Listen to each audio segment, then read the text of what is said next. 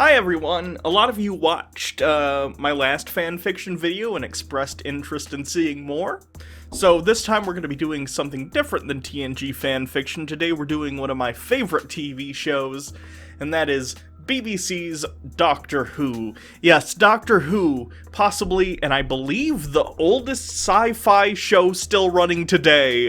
There was a brief pause there between the 80s and the 2005, but the show's been going strong for a very long time. For those of you who don't know the premise of the show, Doctor Who is basically about an alien time traveler who goes about in history and the future solving problems. Usually it's an alien invasion, or there's some supernatural event that happens that turns out to be an alien. Sort of like a reverse Scooby-Doo. In Scooby-Doo it turns out, oh, the ghost was just Old Man Jenkins down the street. In Doctor Who it's a little bit like, oh, you know how you see something out of the corner of your eye sometime? It's fucking aliens every single time.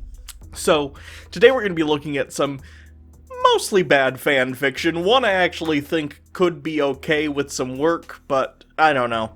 Without further ado, let's get right down to it. The first one is of special interest to me, specifically because it is a crossover fan fiction. It's not only a Doctor Who fan fiction, it's an Elon Musk Doctor Who fan fiction. And for those of you who follow me on Twitter, you know how I feel about Elon Musk, so let's get down to it.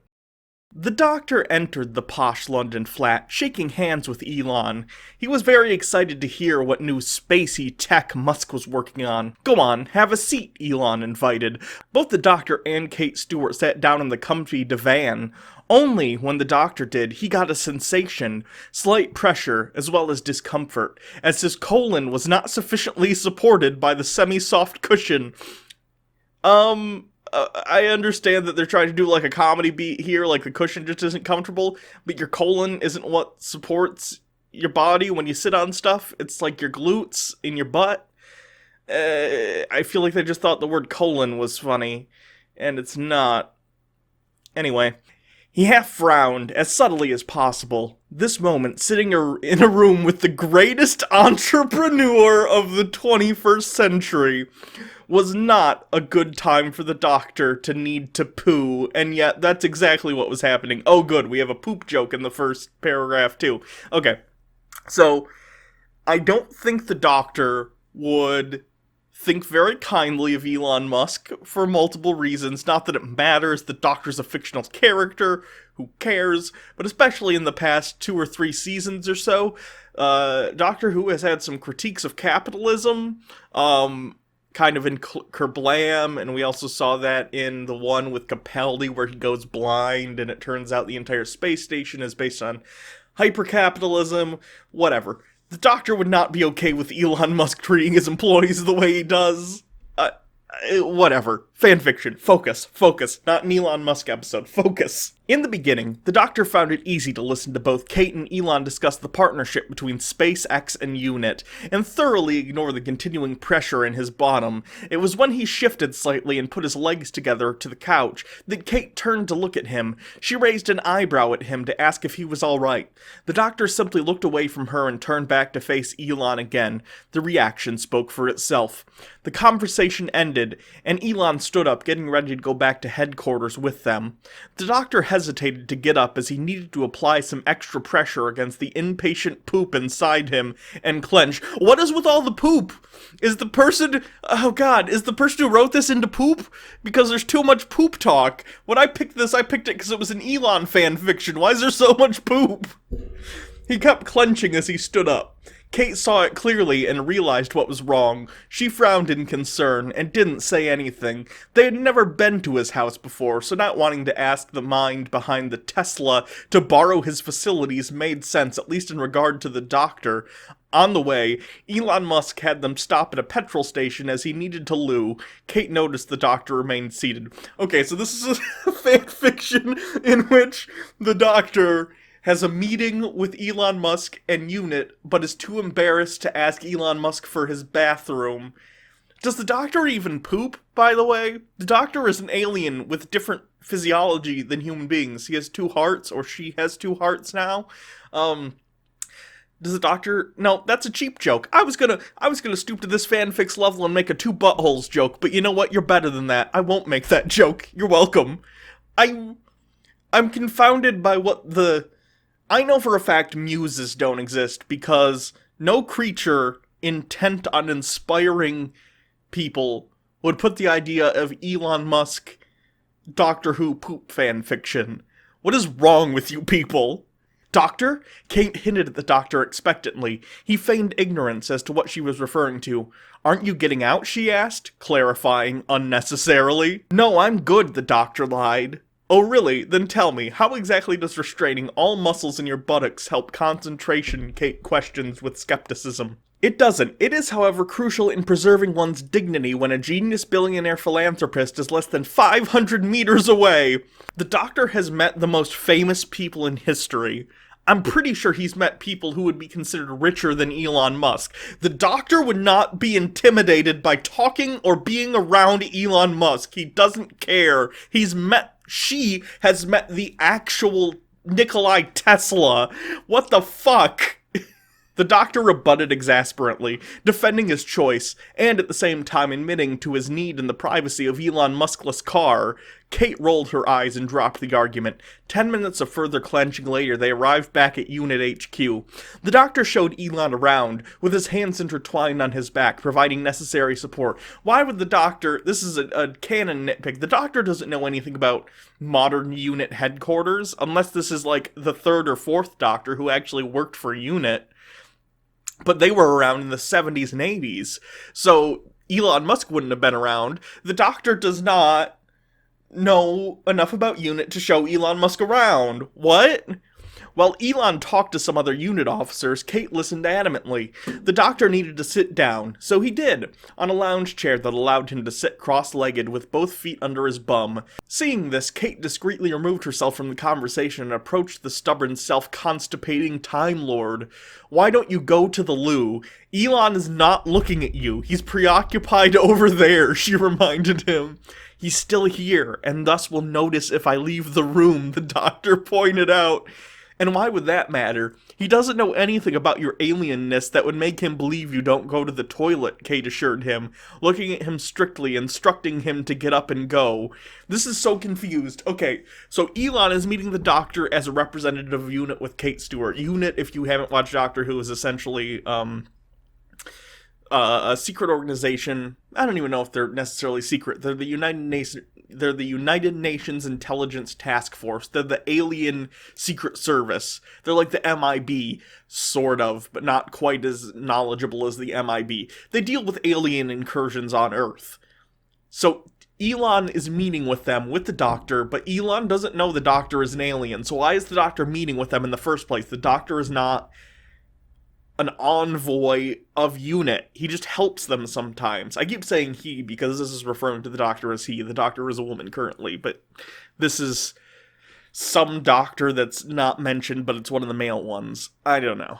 I'm 900 years old enough to hold it in without soiling myself like a child, the Doctor snarled, looking away indignantly. Kate, on the other hand, was done with his superior biology antics. Pulling her sleeves up to her elbows, she grabbed the Doctor below his arms and yanked him out of the chair. Pushing him toward the hallway, she put one arm on his shoulder and countered his earlier remark. But apparently not old enough to listen to your body and go when you should, she barked at him, pushing him again.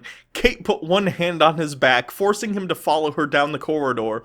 My father warned me that you might try endangering your excretory system for the sake of pride. I assure you, while he let you do it once or twice, I'll allow it 0 times, Kate stated. Oh, okay. So this fanfiction is not only having this one instance in which the Doctor is having some sort of poop-related antics. Something that has never once happened on the show before. Doctor Who does not typically do poop humor. But apparently, Kate Stewart's father, who was the Brigadier back in Classic Who, also dealt with 3rd and 4th Doctor poop antics that we were not privy to. What? What the fuck is this fanfiction about? She stopped in front of the toilet, blocking the doctor from running back. She pointed inside the room. There's only one way you're going, doctor. In there. To poo.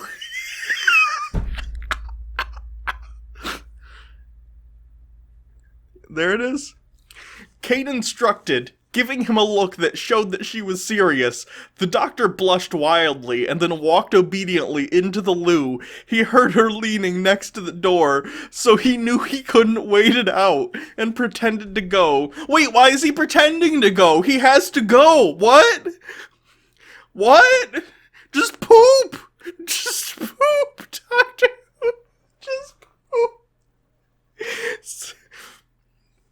Sighing in resignation, he walked over to the toilet. He unbuckled his trousers, pulled them down to his pants, and sat down. He began... I should have read this one before I decided to start reading it for this. I'm sorry.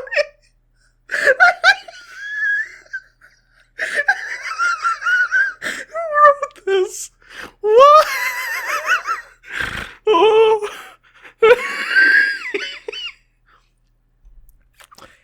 He sat down. He began pushing out the poo. I'm sorry. Someone wrote this. Why? Oh.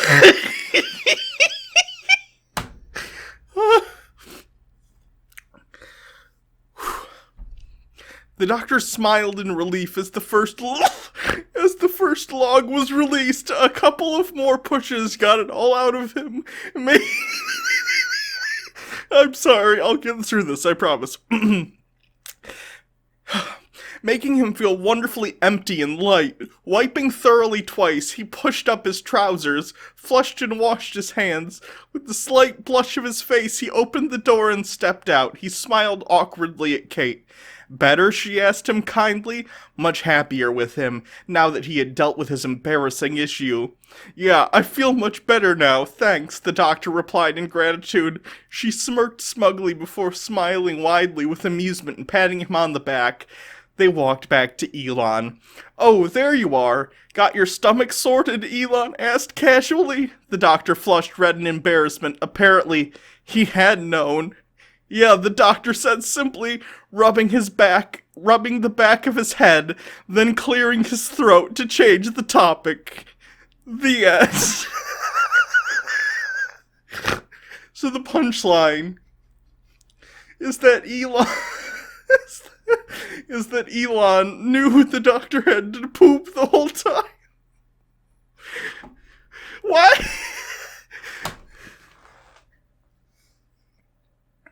Why have an entire fan fiction where the doctor has to poop, and then you viscerally describe him pooping, and then it's Elon knows he had to poop?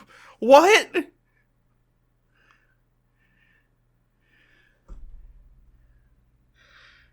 I'm gonna jump because I'm gonna need a minute. Okay, I think I've recovered from the Elon poop fanfiction. We can now move on to the next one. Oh gosh, okay. This one isn't bad in concept. In fact, this is going to be something that I think would be fun to do in future fanfictions, and kind of explaining how this could be reworked to be a little bit better, because some of the concepts in this one are actually good. This one is a hypothetical opening to the 14th Doctor, which of course doesn't exist yet, but this person has just written, this is essentially what they view as the cold open. I wouldn't even call this an entire fan fiction. It's almost like a, an outline for a fan fiction that they published, because there's a little bit of dialogue, but the actions aren't described a ton, but I just wanted to read it and talk about it a little bit, because there are some nuggets of interesting stuff that could work in an episode of Doctor Who here. So let's go ahead and start this one. So this is right after, whatever hypothetical 14th Doctor regenerates. I believe this person envisions them as a very young, man. The Doctor presses a button marked Random Destination and exits the TARDIS to find himself on a ship. Not just any ship, the RMH Titanic. The Doctor's actually been on the Titanic, once. It wasn't the Titanic you're thinking of, though. It was a space Titanic. Doctor Who's kind of weird sometimes, but I think the idea of actually going to the Titanic, it's been long enough. That's fine. There's been, like, the Leonardo DiCaprio, Kate Winslet movie came out, like, 2 decades ago. It's fine. So we have a Titanic setting for this new Doctor. That's fine. He starts to get overwhelmed by all the memories of his past in such a young body, and nearly falls off the ship when a man rescues him just in time. The man introduces himself as Gerald, and is surprised when the Doctor introduces himself. How does a young person like you have a doctorate already? Practice and dedication. Okay, again, the prose in this aren't good. It's basically an outline, but you have the quips. If this were, like, this Doctor's first episode, the idea would be, like, oh, again, for those of you who don't watch Doctor Who, it's called Doctor Who because the main character's name is unknown and will always, hopefully, remain unknown to the audience, because that's how Time Lord names work. That's his species, her species, whichever, their species. And they take titles, so the Doctor is just the Doctor. So they often introduce themselves as, "Hi, I'm the Doctor," and people respond, "Doctor Who." That's where the name comes from. And that's often a quippy thing that'll happen on the show. They hit it off well, and Gerald invites the Doctor to have dinner with him. At the dinner, the Doctor notices the iceberg going past the window. He can also feel the ship shaking slightly. "Should we be worried about that?" the Doctor asked, pointing out at the iceberg going past the windows. "Nah," Gerald responded. "What could that do? Provide us with rocks for the bourbon?" Haha, because ice. That joke doesn't quite hit, but it's fine. The ship starts sinking. In the ensuing chaos, the Doctor loses sight of Gerald and decides it's just better to leave and not mess with this point in time. When he returns to the TARDIS, he senses a presence. A turnaround reveals Gerald in awe of what he was seeing. Cue, it's bigger on the inside than the outside. Cue an amused Doctor and a briefing on what the hell is going on. Cue the companion agreeing to travel with the Doctor. Roll credits, title sequence. So, I like some of the ideas in this. It's not organized very well, but I want to talk a little bit how I would do this if I were somehow hypothetically in charge of the 14th Doctor or any Doctor's future regeneration and had this same basic premise. I like the idea of the Doctor in post-regeneration mode on the Titanic because you can have a lot of humor with that. Again, for those of you who don't watch the show, the Doctor does this thing, because you might know, even if you haven't watched the show, many different actors have played the Doctor. They're all the Doctor, they're the same individual, but when the Doctor takes some sort of life-threatening damage that would normally kill them, instead, their body changes and their personality changes. It's sort of a diegetic version of James Bond, where there's different actors who play it differently, but it's just in-universe. There's an explanation for this, and people do notice that, hey, this is a different-looking person, but it is the same person.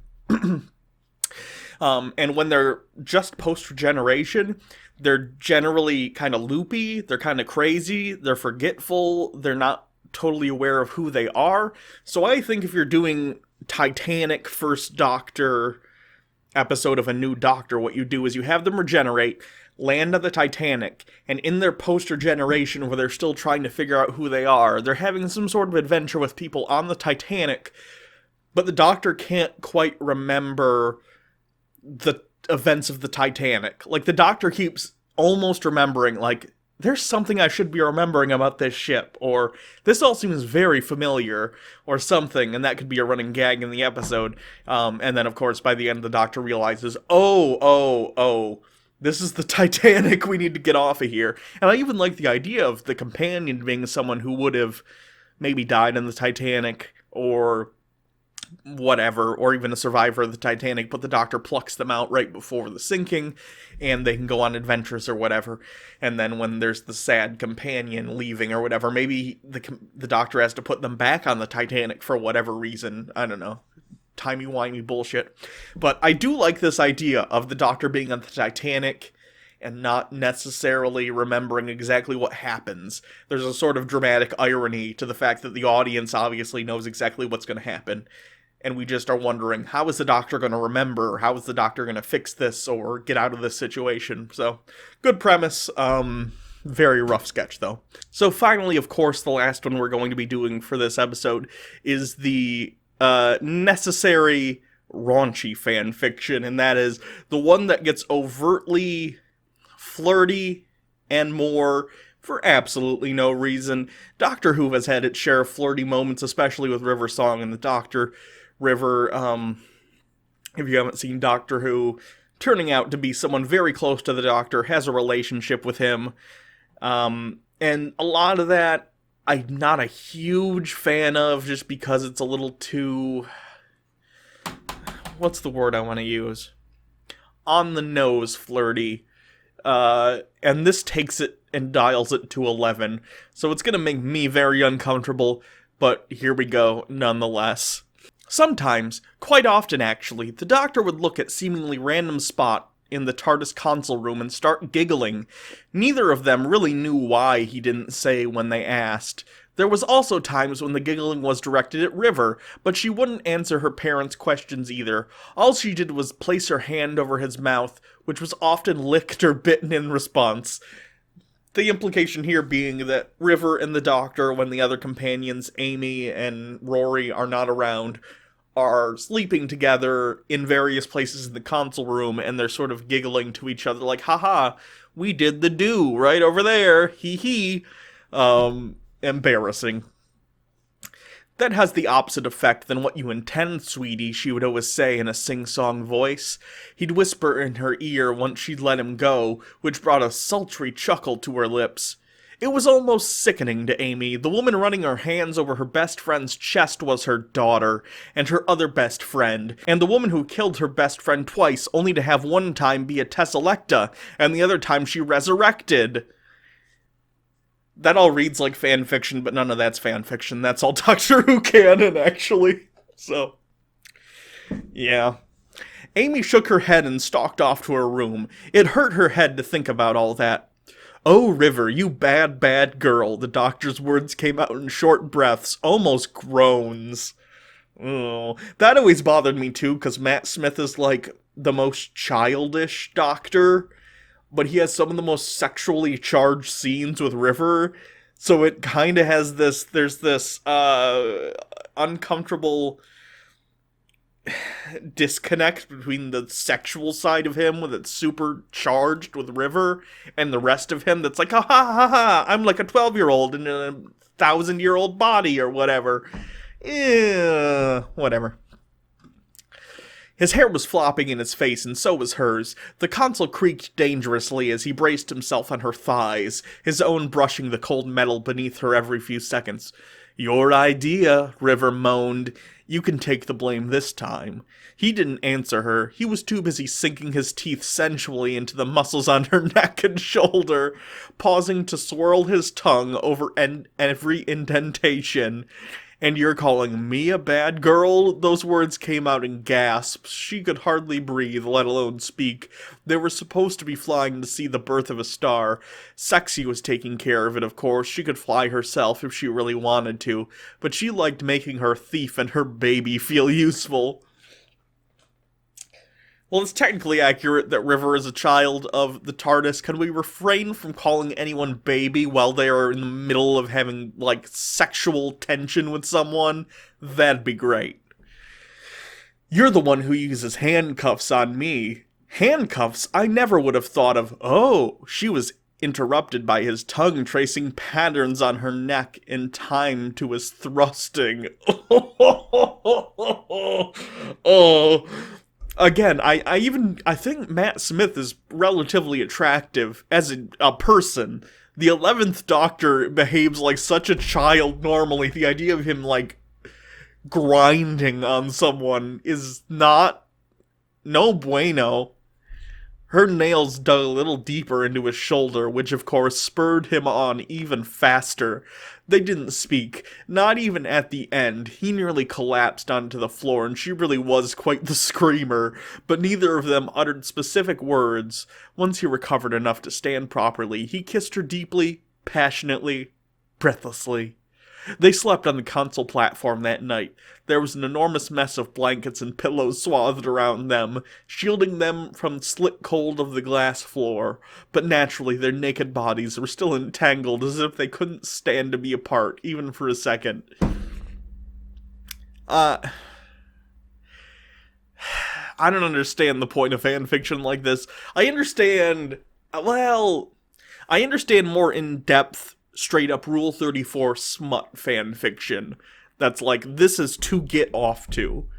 Like, fine. I still wouldn't be interested in 11th Doctor River that, because I don't know, it's awkward, and it's not something that I think works on that level.